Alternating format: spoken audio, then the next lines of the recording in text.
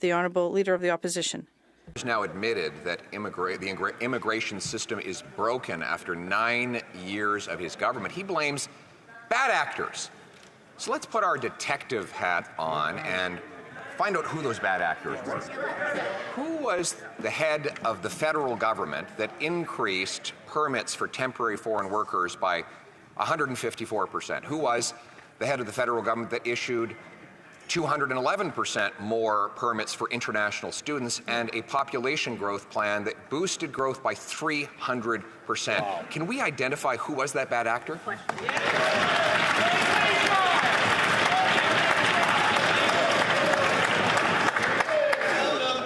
The Right Honourable Prime Minister. Mr. Speaker, following a pandemic that had devastated our economy in a short-term way, Canadians needed and businesses needed extra support, so asked for more temporary foreign workers, asked for more international students, and we gave them. Our economy grew. Our economy got back faster than the United States, got back faster than many other countries of the world. And then we're now in a different situation where we've had to step up and reduce immigration numbers to make sure that our housing issues can catch up. This is what a responsible government does. It puts forward solutions that are right in the moment and corrects them when they're no longer needed. The Honourable Leader of the Opposition.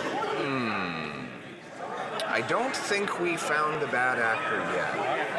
Because he blames it on labor market needs, but the biggest growth happened in non-labor market immigration. For example, he boosted permits for international students by 211%, and refugees by 726%. That has nothing to do with filling job vacancies. And when it comes to temporary foreign workers, he allowed more to go to places with already high unemployment. So once again, who was the bad actor that made these terrible decisions? The Right Honourable Prime Minister. Mr. Speaker, these little performances that the Leader of the Opposition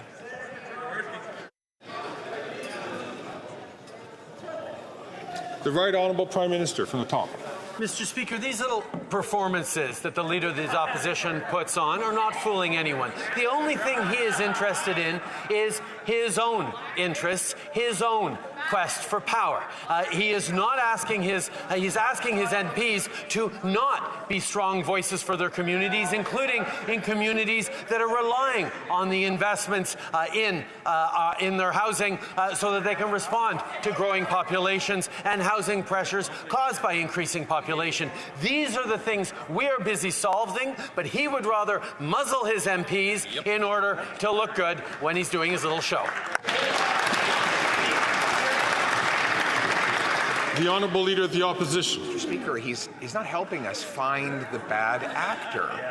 You know, it's like there's been someone else running the country for the last 9 years while the system has come crumbling down.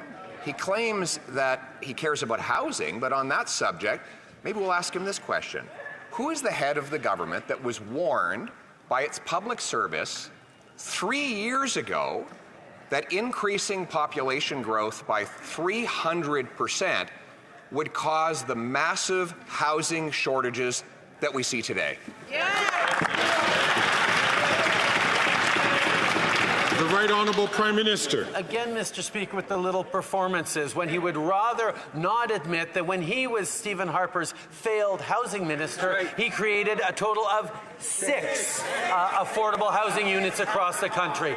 He was part of a government that completely pulled back from any investments in housing. And yes, as a government, we've had to step up, make record investments. But even as we are making record investments to accelerate the construction of housing in Conservative ridings across the country, he's preventing his Conservative MPs from standing up for their communities to solve this housing crisis.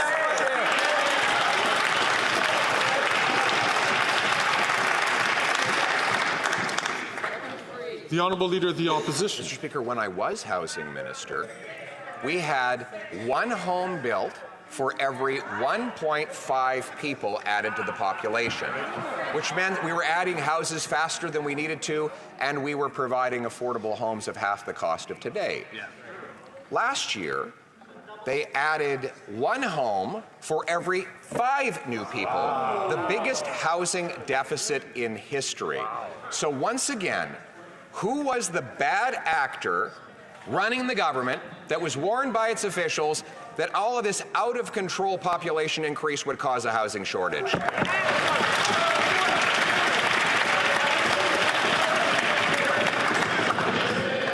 The Right Honourable Prime Minister. Mr. Speaker, the government in which the Leader of the Opposition was their failed housing minister deliberately chose to get out of the business of housing, which meant we needed to step up with a national housing strategy in 2017 and with record investments, not just to create more housing, but to change the way housing is built in communities across this country.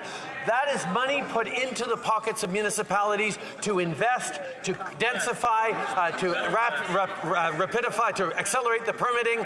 Money that he's promising to take away, that his MPs are trying to speak out to defend. The Honourable Leader of the Opposition.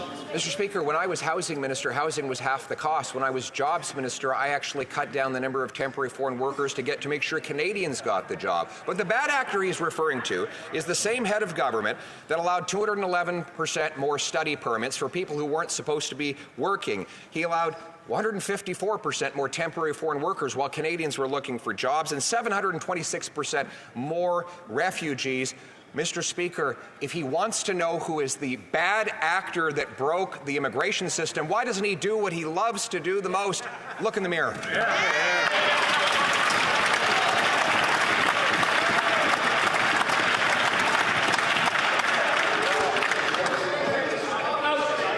The Right Honourable Prime Minister. Mr. Speaker, the irony of this, as the Leader of the Opposition likes to rhyme off facts and figures, is he won't even take a briefing that will allow him to understand the security threats facing this country. For some strange reason that he will not admit to, he has refused to get his security clearance. He has refused to take the briefings necessary to keep Canadians safe. So anytime he chooses to rhyme off facts and figures, we know that he is not actually caring about Canadians, he's caring about himself.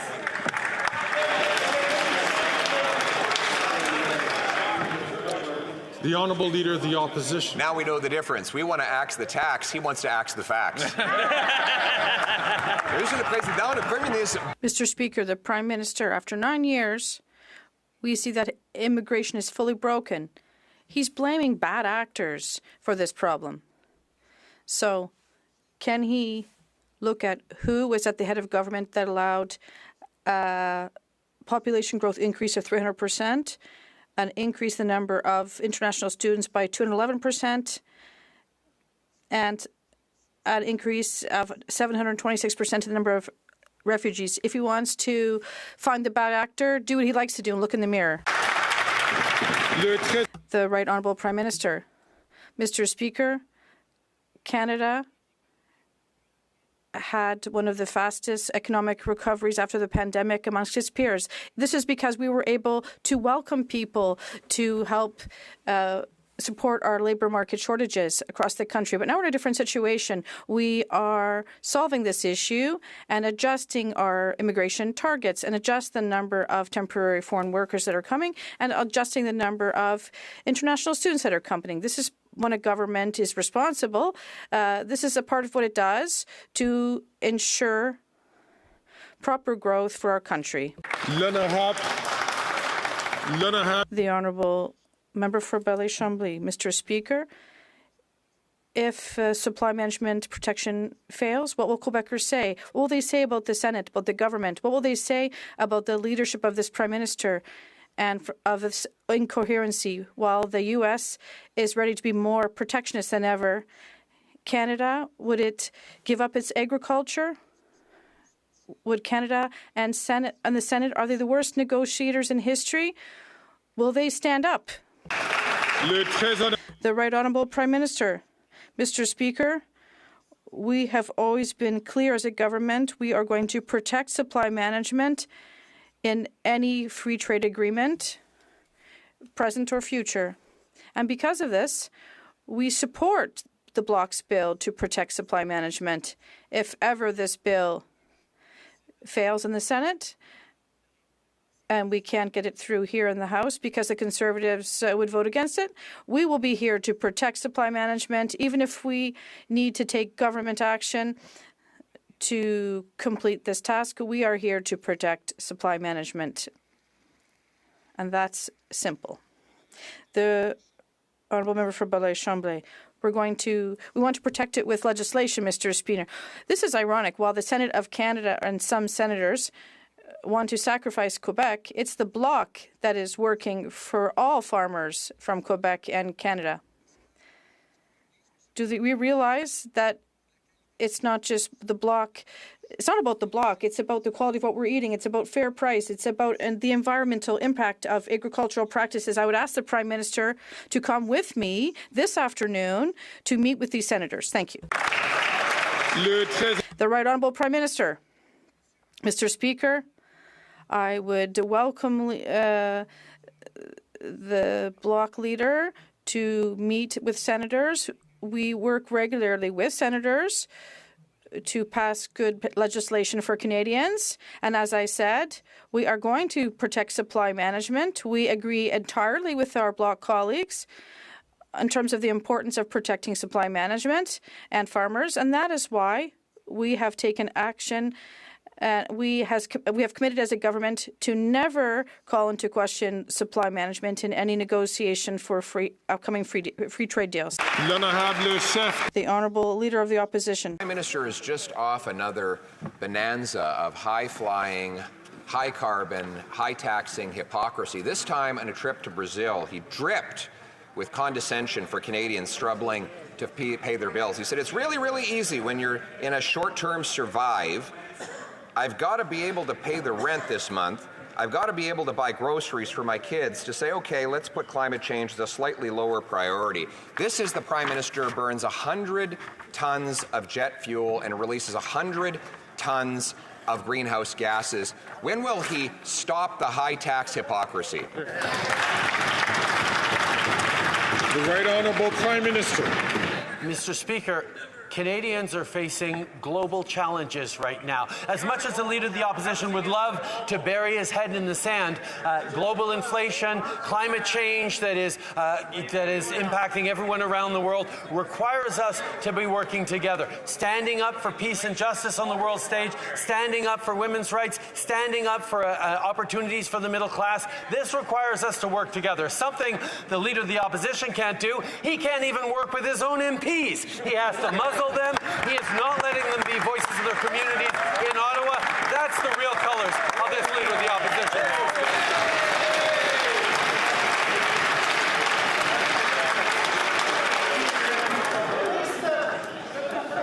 The Honourable Leader of the Opposition. Order of his caucus wants to fire him, Mr. Speaker, and we know why.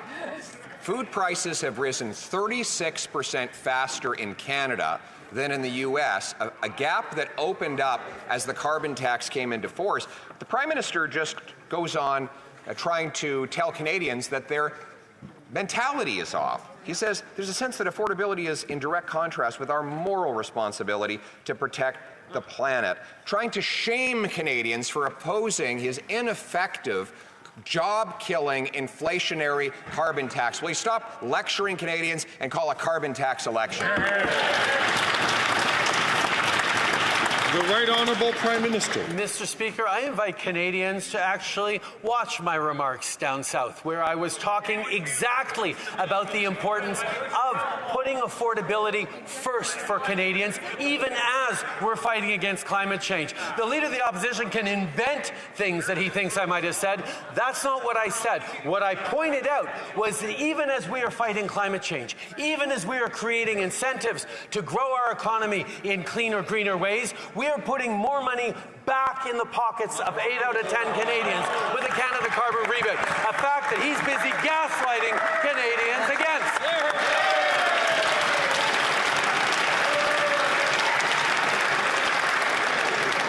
I'm going to ask all colleagues please not to take the floor.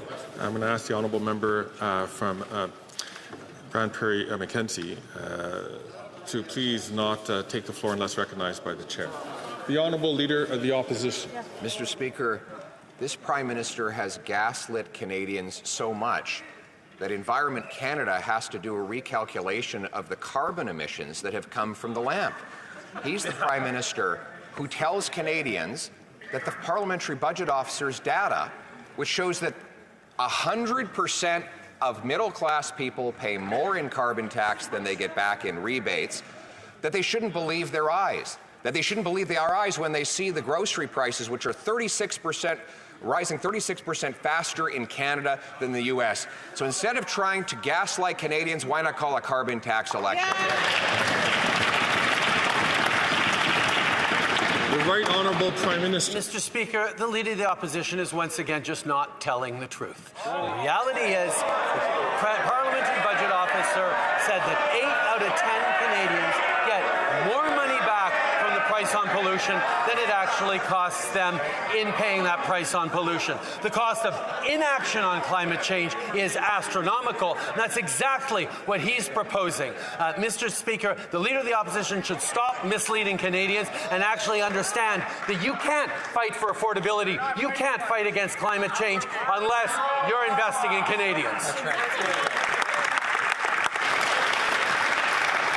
I know that certain comments cause a disturbance in the House, but I'll ask all members to be careful about the language that they use. The Honourable Leader of the Opposition. His quadrupling carbon tax is all financial pain and no environmental gain. Today we learned that Canada, after 9 years of this Prime Minister, now ranks 62nd out of 67 countries for the Climate Change Performance Index. The Prime Minister says that Canadians starving or lined up at food banks should congratulate themselves for the fact that his tax has made us 62nd. We're 62nd, he pumps his fist into the air, Mr. Speaker. Shameful. Why does the Prime Minister make Canadians pay such high taxes to achieve such terrible results?